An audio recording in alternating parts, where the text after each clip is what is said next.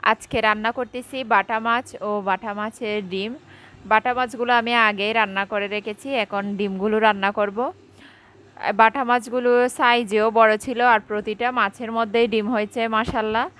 তো আলাদা অনেকগুলো ডিম হওয়াতে ভাবলাম এগুলো আলাদা করে ভুনা করি, যেহেতু বাড়ির সবাই আলাদা করে ভুনা খেতেই পছন্দ করে মাছের ডিম। তো এই তো প্যানে আমি সরিষার তেল দিলাম আর প্রয়োজনীয় সব কিছু কেটে একটা প্লেটে করে নিয়ে নিলাম। বাটা মাছের ডিম কিন্তু শরীরের জন্য অনেক বেশি উপকারী। বাটা মাছের ডিমে উচ্চ প্রোটিন রয়েছে আর ওমেগা 3 ফ্যাটি অ্যাসিড রয়েছে প্রচুর পরিমাণে, যা হৃৎপিণ্ডের স্বাস্থ্য ভালো রাখে এবং প্রদাহ কমায়। বাটা মাছের ডিমে ভিটামিন এ ও ডি রয়েছে, যেটা চোখের সুস্থতা এবং হাড়ের গঠন উন্নত করে। জিঙ্ক ও সেলেনিয়াম রয়েছে বাটা মাছের ডিমে। বাটা মাছের ডিমের সাথে সাথে কিন্তু বাটা মাছেও অনেক ধরনের পুষ্টি রয়েছে।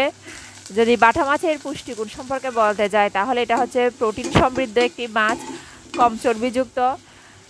মানে এটাতে একটা থাকে প্রোটিন থাকে যেটা হচ্ছে লিন প্রোটিন, অর্থাৎ এতে ফ্যাট কম, যা ওজন নিয়ন্ত্রণ ও হার্টের জন্য ভালো। ওমেগা 3 বাটা মাছের ডিমে বেশি থাকে, বাটা মাছে থাকে অল্প। ভিটামিন ও মিনারেলসের মধ্যে ভিটামিন বি 12, আয়রন, ক্যালসিয়াম এবং ফসফরাস থাকে, যা হাড় ও রক্ত এবং স্নায়ুতন্ত্রের জন্য অনেক উপকারী।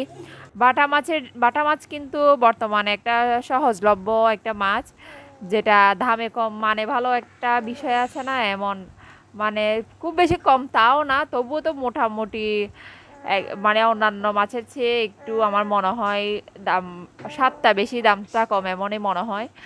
তো আমার বাটা মাছের ডিম যে মানে এত পরিমাণ মজা হয়, আমি এভাবে আলাদা করে কখনো রান্না করে নাই, আজকে ফার্স্ট রান্না করলাম আর অনেক বেশি স্বাদ হয়েছে।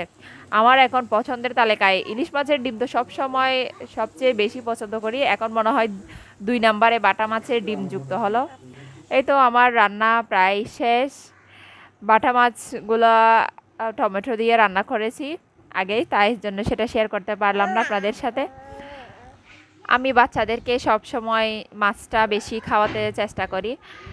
মাছের ডিম এই ধরনের মানে মাংস থেকে আমি মাছটা বেশি বাচ্চাদের জন্য প্রেফার করি, কারণ বাচ্চারা হচ্ছে ছোটোবেলা থেকে যদি সবসময় মাংস খাওয়ায়, আমি অনেককে দেখেছি যারা আমার ননদের ছেলেরাও যে ছোটো থেকে মাংস খেয়ে অভ্যস্ত, তারা এখন মাছ একদমই খাইতে চায় না।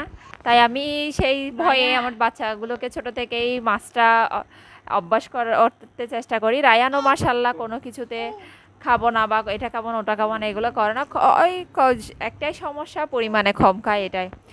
তো এই তো আলহামদুলিল্লাহ আমার দুইটা জিনিসে অনেক বেশি স্বাদ হয়েছে। আসলে হাজব্যান্ড যদি খেয়ে প্রশংসা করে এটাই আমাদের প্রাপ্তি, যে যতই কষ্ট করে রান্না করি না কেন, হাজব্যান্ড যখন বলে অনেক বেশি ভালো হয়েছে তখন আসলে মনটাই অনেক বেশি ভালো হয়ে যায়। তো এই তো সবাই ভালো থাকবেন, সুস্থ থাকবেন।